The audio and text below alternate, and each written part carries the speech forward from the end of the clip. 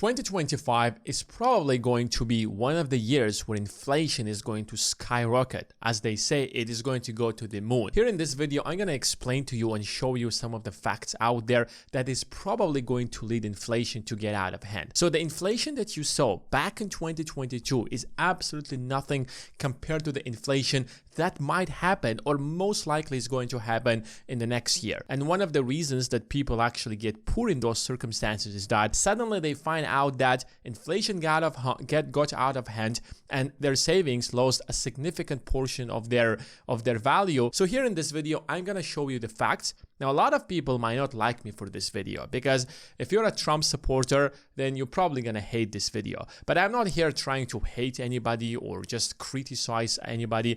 I want you to tell you the facts and you can decide for yourself what is good and what is right. And you can decide for yourself how you can prepare yourself and protect yourself from such a crisis. Trump is furious that over the last 30 or 40 years, a lot of manufacturing jobs have left the United States. They went to places such as Mexico, China. China actually got millions of jobs that back in the days were in the United States. Millions of those jobs went to the United States.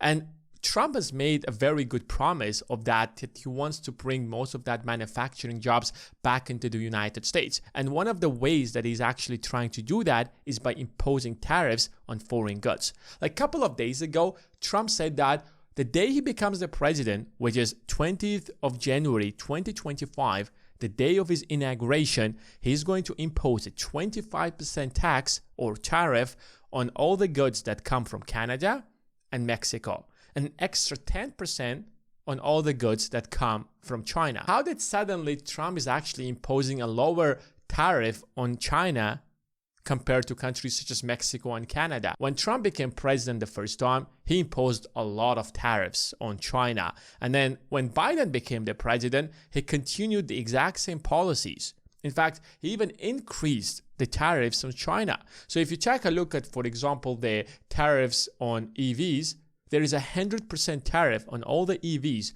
that come from China. The main question is that what exactly is a tariff?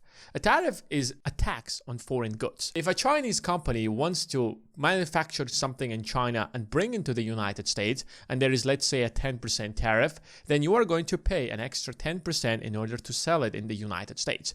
So if you're manufacturing the car in Mexico and then you bring it to the US and you sell it in the United States, you will pay a 25% tax on that. So if the car, for example, costs $100,000, now with a 25% tax, it is going to cost $125,000. So the car is going to get more expensive. If you can actually produce that car at a cheaper price, what happens? Then your people in your country are going to buy those foreign cheaper cars. Now, if you put that tax on those foreign cars, then suddenly their prices will rise as much, if not more, than the cars that are being manufactured in your country. The United States trades with the rest of the world. It trades in trillions of dollars. And the main question is that who are the most important or the largest trading partner of the United States? Now, the United States imports most of its goods from Mexico, China, and Canada. So 16% Mexico, 15% China, and 14% Canada.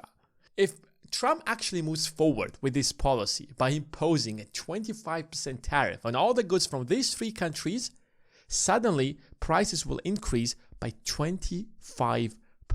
That car that is coming from Mexico will be 25% more expensive. Oil and gas that comes from Canada is going to be 25% more expensive.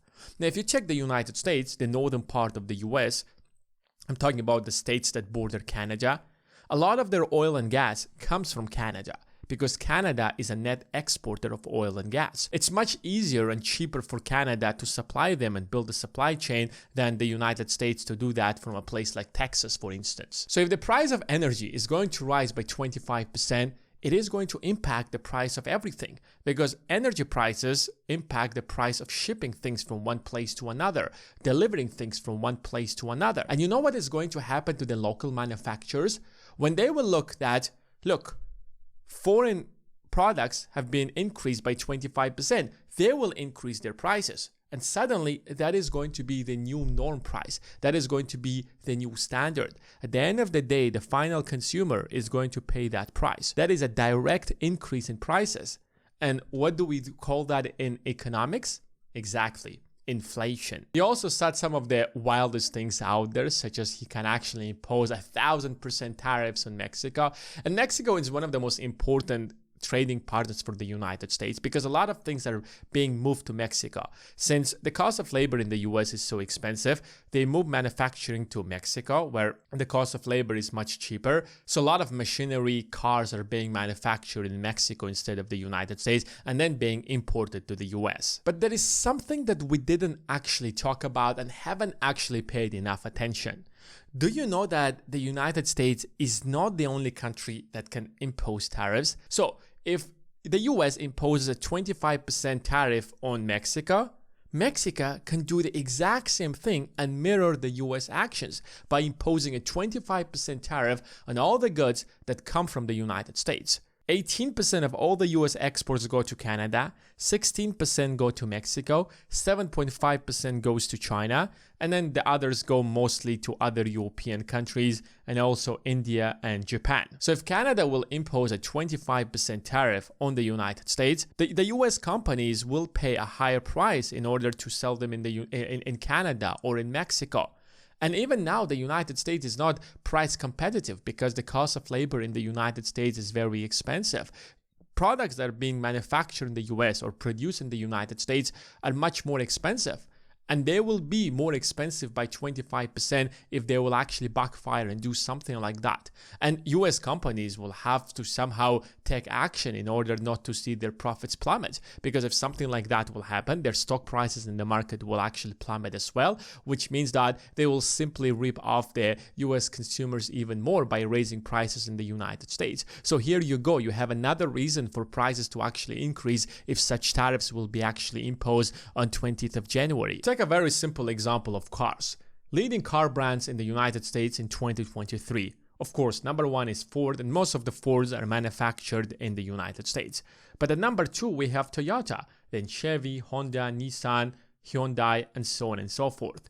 So if you can see that most of the cars that are being sold in the United States are not US cars. Toyota, for example, has a lot of plants in the United States, but more than half of all the Toyotas are being manufactured in Mexico and then delivered to the United States. And suddenly you will have a 25% increase in those prices. So if the price of Toyota, for example, was $100,000, now it is going to cost $125,000, which means high inflation. And the car example is just one example. You have to understand that the US economy is a very globalized economy. It's very interconnected with the rest of the world. And even when something is manufactured in the US, doesn't mean that everything in that product is being produced in the United States. So you might have a US company, but then it literally brings things from outside the United States, from China, India, Canada, Mexico, and the rest of the world in order to manufacture that in the United States. So when you have a direct tariff on all the goods out there,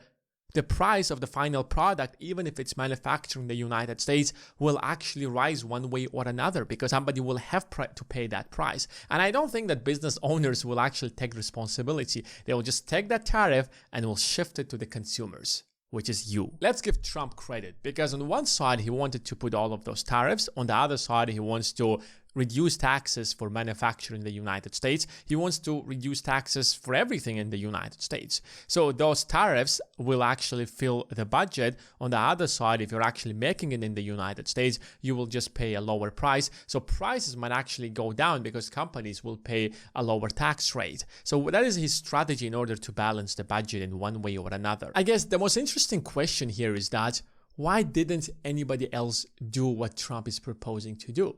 Like, why didn't other politicians propose the exact same thing? Now, you have to understand that countries trade with each other, especially the United States. Like, there are trillions of dollars being traded every single year. And in order for countries to trade with each other effectively, they sign trade agreements. And so they eliminate tariffs between each other in order to make trade much easier, much better, and much more convenient. And that is why they signed, for example, NAFTA, which is North Atlantic Trade Agreement between Canada, United States, and Mexico, where they will not impose tariffs on each other's goods, so business will flourish between all these countries and these economies will be much more interconnected. Now, there is a little bit more to that if you go to the details. A portion or a percentage of the products should be manufactured in the United States, and then it will be and then there will not be any kind of tariffs on that products. But that agreement lasted up until like 2017 when Trump became president. He became the president. He abolished that agreement and he created a new agreement, which is the United States-Canada-Mexico Trade Agreement. And in that agreement is pretty much the exact same thing as NAFTA. The only difference is that he just made the terms a bit more favorable to the United States. And that's why politicians usually don't want to play around with those agreements, because at the end of the day, changing those agreements, imposing more tariffs, you're breaking out, first of all, the agreement that you actually signed yourself, and secondly, it is going to disrupt businesses, and those countries will actually take countermeasures, and that will disrupt business and will slow down the economy. The United States doesn't always have to sign agreements that are very favorable to the United States, because the United States is simply a different country. Now, first of all, the US dollar is the global currency reserve. So the main export of the United States is not some kind of a technology. It is not some kind of a military equipment. It's not oil and gas. The main export of the United States is the US dollar. Other countries, their currency is only is only valuable within their borders. But the US currency, the dollar, is valuable all across the globe. So the United States simply import things from other countries and just export them the dollars without anything else.